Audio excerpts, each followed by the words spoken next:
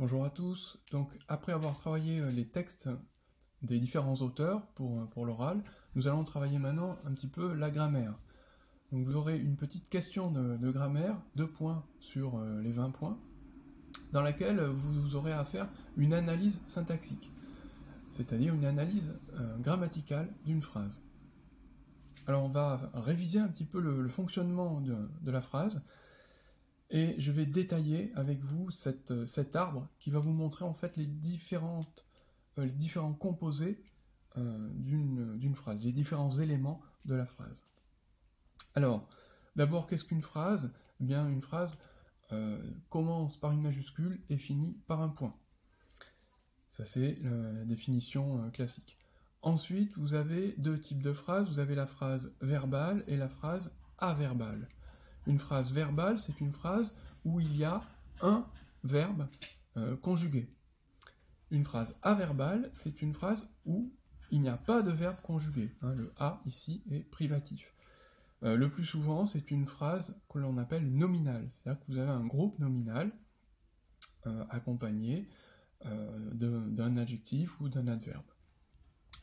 Donc, ce qui nous intéresse, c'est la phrase verbale. Dans la phrase verbale, vous avez la phrase simple et la phrase complexe. Une phrase simple, c'est tout simplement une phrase où vous n'avez qu'un seul verbe conjugué, donc qu'une seule proposition. Une phrase complexe, c'est une phrase où vous avez plusieurs verbes conjugués, donc plusieurs propositions. Donc on avance dans l'arbre. Dans les phrases complexes, vous avez les phrases qui sont constituées de propositions indépendantes, et puis les phrases qui sont constituées de propositions principales, d'une proposition principale et de subordonnées. Dans les indépendantes, vous avez deux catégories, les juxtaposées et les coordonnées.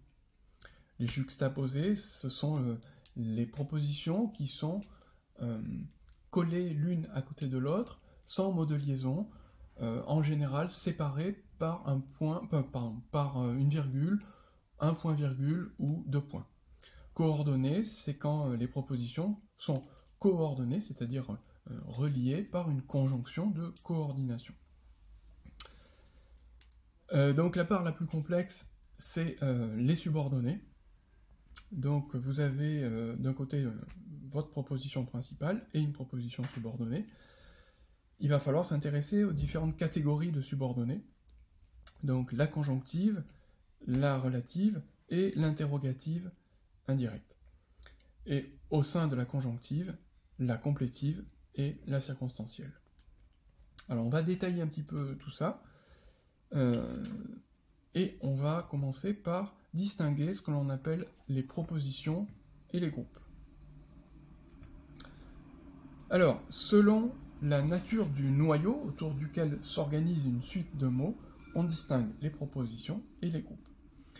Donc, comme je vous disais, une proposition, on parle de proposition lorsqu'il y a un verbe conjugué. Exemple, si elle avait été moins têtue, elle serait encore en vie. Donc, vous voyez bien que nous avons ici un premier verbe conjugué et ici un autre. Donc, deux verbes conjugués, deux propositions. On parle donc de groupe nominal lorsque le noyau est un nom, de groupe adjectival lorsque le noyau est un adjectif, le groupe adverbial lorsque le noyau est un adverbe. Donc simplement là, ce qui est important pour vous de retenir, c'est que il y a d'un côté les propositions avec un verbe conjugué, et puis il y a les groupes.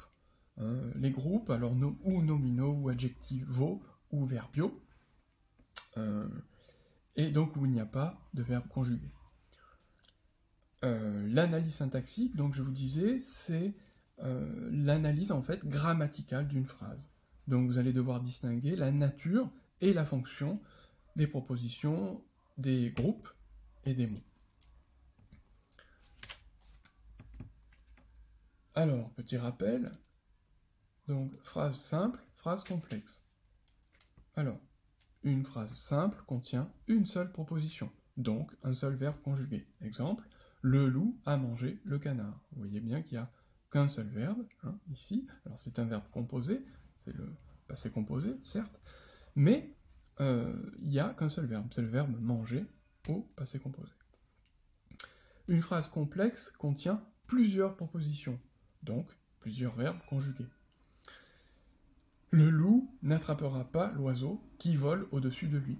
Donc on repère bien où sont les verbes, voilà, il y en a un ici, il y en a un autre là, donc ce sont donc deux verbes qui sont conjugués, donc on a deux propositions.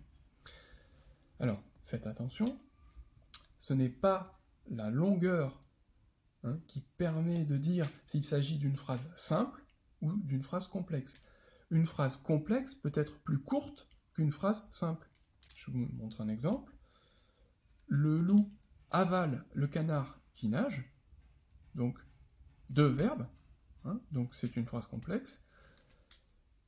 Autre phrase, le grand-père de notre jeune héros craint pour la vie de son petit-fils et de ses amis, le chat et l'oiseau. Donc cette phrase est plus longue, certes, mais en fait il n'y a qu'un seul verbe conjugué, donc qu'une seule proposition. Voilà, alors, je vous parlais tout à l'heure de la phrase averbale. Donc A, n'oubliez pas, A c'est privatif, donc une phrase averbale, c'est une phrase où il n'y a pas de verbe conjugué. Alors, du coup, elle va s'organiser non pas autour d'un verbe conjugué, mais autour d'un nom, ou d'un pronom, ou d'un adjectif, ou d'un adverbe. Je vous montre deux exemples. Voici deux phrases. Je n'ai pas pris mon masque, point. Impossible d'avancer plus loin.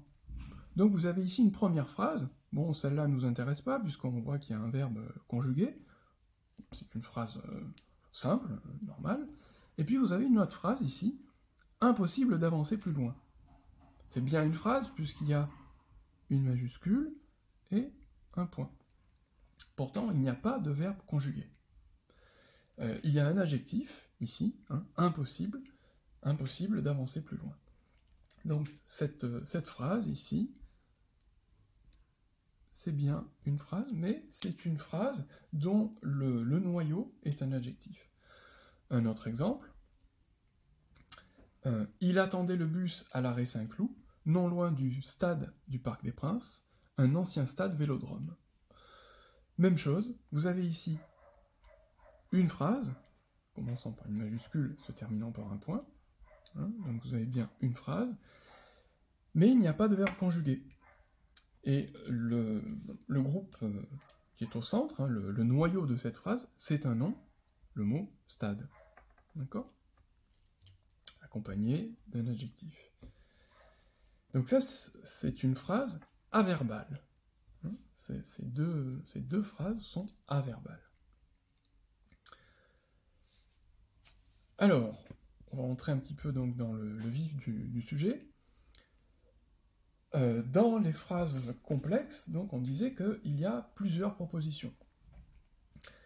Ces propositions peuvent être juxtaposées ou coordonnées. Ça, ce sont des propositions, que l'on appelle indépendantes. Alors, les propositions coordonnées sont reliées par une conjonction de coordination, mais où est donc Ornicart ? Tout ça, c'est des choses normalement acquises depuis le collège. Un exemple, le rat accourut et sauva le lion. Donc on voit bien qu'on a deux verbes, accourut, sauva, deux verbes conjugués, donc deux propositions. Voilà. Les propositions, on les encadre. Et ces deux propositions sont coordonnées, c'est-à-dire reliées par une conjonction de coordination. Les propositions juxtaposées, comme je vous disais, sont reliées, elles, par un signe de ponctuation. Exemple, le lion s'est montré généreux, deux points, il a laissé vivre le rat. Donc ici, toujours pareil, un premier verbe conjugué, un autre verbe conjugué. Donc si on a deux verbes conjugués, on a deux propositions. On voit qu'il n'y a pas de mot cheville, il n'y a pas de mot de liaison, il y a juste une ponctuation. Donc ces deux propositions, ici, sont juxtaposées. Juxtaposées, c'est-à-dire, au fond, posées l'une à côté de l'autre. Alors, ça c'est important, entre deux propositions coordonnées ou juxtaposées, il y a un lien logique. Il y a un lien logique, mais il n'y a aucun lien de dépendance. On peut supprimer l'une ou l'autre des propositions sans que la phrase devienne incorrecte. Effectivement, si vous prenez cette phrase, le lion s'est montré généreux, il a laissé vivre le rat. On peut très bien enlever ici la deuxième partie, la phrase reste correcte. Le lion s'est montré généreux. Pareil, le rat a couru et sauva le lion. Je peux très bien enlever une proposition, la phrase reste correcte. Le lion a couru. Voilà. Et il n'y a pas de dépendance d'une proposition vis-à-vis de l'autre. Hein. Elles sont indépendantes l'une vis-à-vis de l'autre. Ça donc c'est important, ça concerne les propositions juxtaposées et coordonnées. Alors, à partir de la 5e partie, on va aborder les propositions subordonnées. Voilà, ça c'est dans la vidéo qui va suivre.